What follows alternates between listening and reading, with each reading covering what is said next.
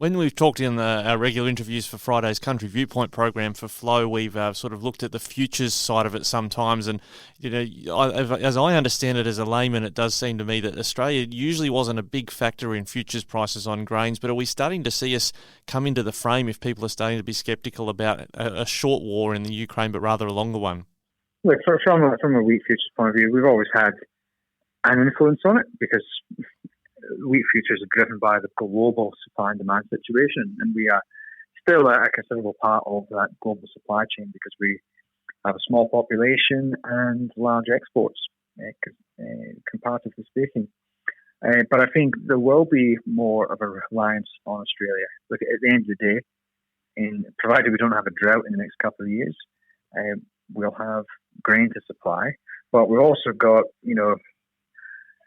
good business processes. It's stable. You can buy from Australia without too much of an issue, and so the world will become more reliant on us, but also other countries like the USA, France, Germany, Argentina, Brazil, all these countries that produce grain. Well, if there's any issues in those countries, whilst there's an ongoing conflict, well, that is clearly going to be a considerable issue for food supply chains. The world is very tight, and it needs to grow whatever it can. But that's where it comes down to it is whilst farmers have good prices, they've got an incentive to grow it. They've got an incentive to plant, and that means putting in more area. And the biggest risk in this whole market for farmers is that Ukraine reopens and then we'll see the market collapse. Because we don't actually know what's going to happen in Ukraine. I have a fear that the conflict will last a long time. But if it stops, and it probably will stop without anyone even realizing that it's going to stop, it'll probably be a very quick thing, then we will see these prices get smashed. There was a recent... you go on, Matt. No, I was just going to say, just on the point you made earlier, Ricky, just on the potential length of the conflict. I was thinking back to historically, the times we've seen this type of which essentially is a supply shock that the world's experiencing, right? And it's the 70s, it's 73 and 79 when we had two spikes to oil price, and that then pushed the global economy into initially a recessionary phase, but then with the increasing of interest rates to kind of combat inflation back then it turned into a stagflation scenario, which is for those that aren't economically aware, is a combination of high inflation and high prices and also low growth, so low employment, and higher unemployment, and that just those 2 years of 73 and 79 where we had those fairly short spikes to the supply chain. That was enough to push, most of the 80s across the world was a recessionary phase, with unemployment and with, kind of working through the supply shocks of the 70s were felt right through the 80s. And it wasn't really until the kind of late 80s, into the early 90s when the global economy started to get back on track again. So it took at least a decade nearly for that to flush through. And I think we are, while we're not in stagflationary times just yet, we are heading certainly towards the US recession. And coming out of COVID, places like China that are still struggling to keep COVID under control and fairly happy to lock down big cities like Shanghai and potentially Beijing, that's going to have implications for the Chinese growth levels. And if you've got two big economies like the US and China that are going through a tough time and all this inflationary kind of spirals and interest rate increases, I could see a scenario where we do get pushed into a stagflationary environment, and that could last for a number of years.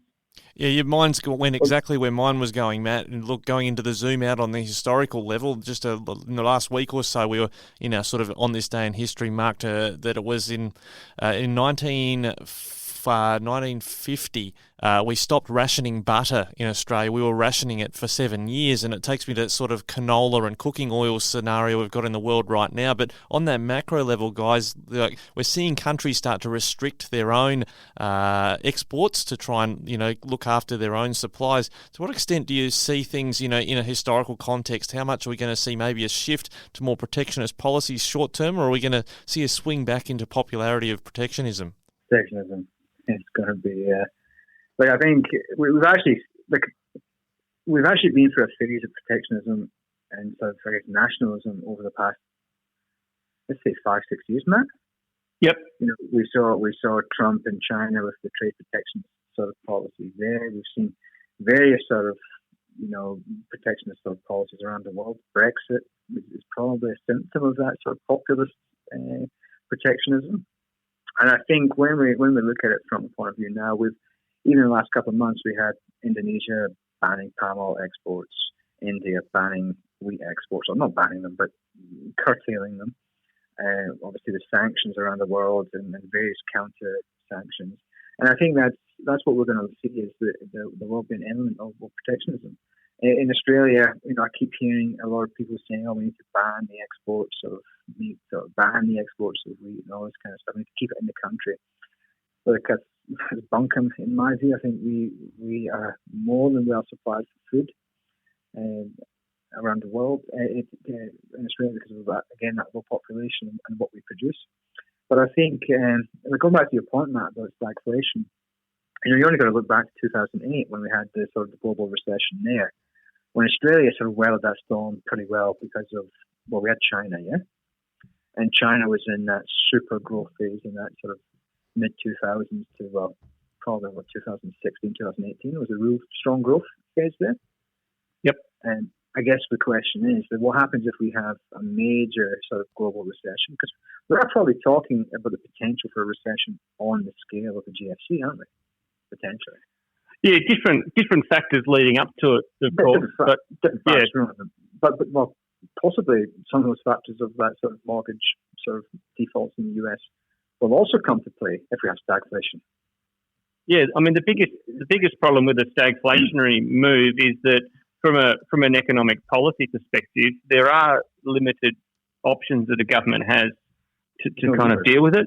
Yeah, there are limited levers that they can pull. It's quite a tricky conundrum when it comes to those macroeconomic policy things that can be done. You've almost got to just ride it out to a degree and make sure you just keep banging the top of inflation to try and keep inflation down, which means... what I'm sort of thinking as well is, let's say, for instance, you have that, you have a global recession, let's call it global recession, yeah? Global slowdown in the economy, yeah? But at the same time, we don't have the protection from having a strong China, potentially. Because there's the potential that China's growth is going to slow.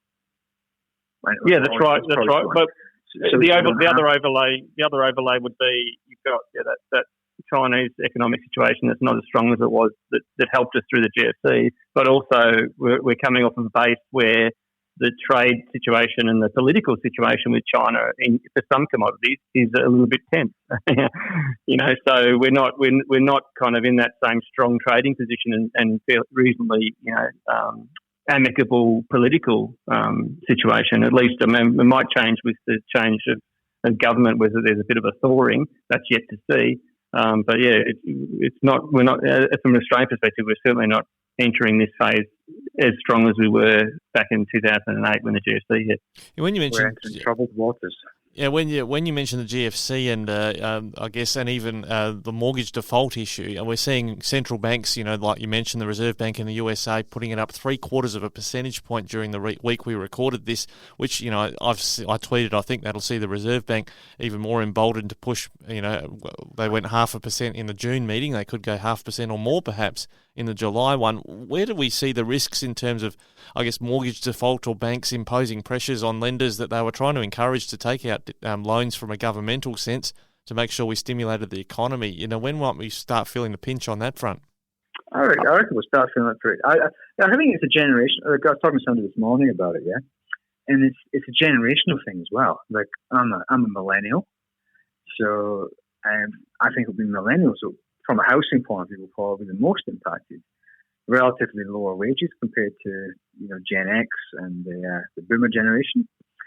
But also, they probably bought in the market. Anyone who's bought a house who's 25 to 40 is probably bought at a reasonably high level. And probably at a time when interest rates were low. And, even as I read some stats somewhere that even like a 2% increase in in interest rates would put a lot of them into like a danger zone in terms of being able to service their mortgage. So I think it would be that. But I think older people who maybe have a smaller mortgage or bought a house at a better time might not be as heavily impacted. But it's definitely going to cause a concern if we go up to 5-6% in the coming years. Well, when I think about the farmers, there's a legendary sort of just, I guess, image of the farmer going missing when the bank manager came visiting during the recessions in the 80s. But, when it comes to farms, we've seen such a huge increase in the prices people are paying for farms. When things get tight, if we have an El Nino swing around instead of a La Nina, we're going to see farms going to come under pressure as well? Look, I think there's a risk there. Yeah, at the moment, you've got, particularly in the ag space, yes, they're paying more for labour, they're paying more in interest rates now increasingly, they're paying more for inputs, but at least on the positive side, they're also receiving more for what they're producing, whether it's wheat or livestock. But a turnaround back to a drier scenario, which is on the cards if you look at the normal historic kind of cycle between wet to dry. Generally speaking, it's within about 2 to 3 years of a wet period, which is what we're experiencing now. You go back to a drought of at least 1 or 2 years. So somewhere in the middle of this decade, I think we're going to see a drought of at least 1 or 2 years, and that will put pressure. Obviously, the drought isn't good for the broadacre farming. It impacts the yield. Andrew could talk to you more about that. But from a livestock perspective, drought's going to be one of those things that we'll see. Significant turn-off of sheep and cattle again, and will be coming if the numbers prove correct and the herd and the flock is rebuilding at the pace we're seeing it now. In a couple of years' time, we will have quite a few animals to turn off, so you will see higher slaughter, higher production, and that generally leads to lower pricing. So it may not be a complete crash, but certainly it'll be low pricing for those livestock, and potentially in an environment where you've still got high inputs and high costs of fertiliser and high labour costs. And high interest rates. So it could be a bit of a scenario where the margins in farming comes under pressure, and that's going to then flow through to farm values. Well, when we did that word association exercise earlier, you asked me about live exports, and for our friends in Western Australia, much more exposed on that front. When you were talking about, I guess, poorer countries, we had a discussion here on Flow about the debate about live exports. In fact, I asked Murray Watt, the new Agriculture Minister, recently about that debate. He said, look, it will be phased out with just, holding out on what the timeline would be. And he was talking about manufacturing or processing that meat locally, which would be halal slaughter, etc. But as Wayne on our morning show said, a lot of these people, when they receive the live export back there, they put it in a vehicle of some sort, take it back to their village and process as and when they need it. It's just countercultural for them to receive refrigerated meat. That's right. I think, sorry, Matt, but I just think it's. I guess it's a bit naive and a bit sort of Western centric for us to say, okay, we're going to stop that trade, and you're going to buy our box meat. In an ideal world, that's what would happen. In a perfect world, we would have abattoirs in Western Australia that could process everything we require. We could send it over as, chilled meat on the back of the plane or whatnot, and get a good premium for it and do fantastically. That's not quite the reality on the ground. In it, I guess there's an old saying, the customer is always right. And if you don't do it, someone else will. And that's what happens in markets. We see that with barley. Barley is a great example, yeah? We no longer supply China. So China hasn't stopped buying barley. China, in fact, has bought more barley.